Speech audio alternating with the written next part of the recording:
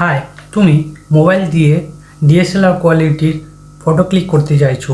এর জন্য কিছু টিপস যদি তুমি মেনে চলো তাহলে তুমিও ওই কোয়ালিটি পাবে। 1 নম্বর টিপস হচ্ছে ফটোগ্রাফির মূল কি এলিমেন্ট হচ্ছে লাইট।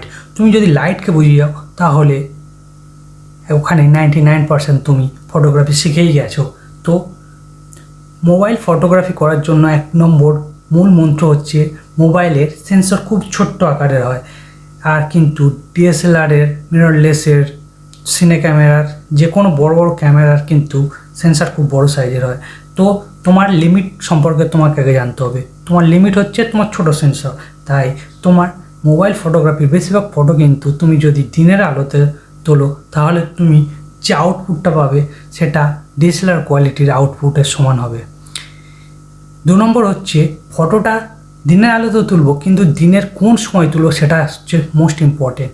গোল্ডেন আওয়ারে তোলার চেষ্টা করো। গোল্ডেন আওয়ার মানে সূর্য ওঠার 1 ঘন্টা পর এবং সূর্য ডোবার 1 ঘন্টা আগে, ওই সময়টা হচ্ছে গোল্ডেন আওয়ার বলা হয়। ওই সময়ে যে লাইটের স্যাচুরেশান ইন্টেন্সিটি থাকে, ওই স্যাচুরেশান ইন্টেন্সিটি সবচেয়ে পারফেক্ট ফটোগ্রাফি করার জন্য।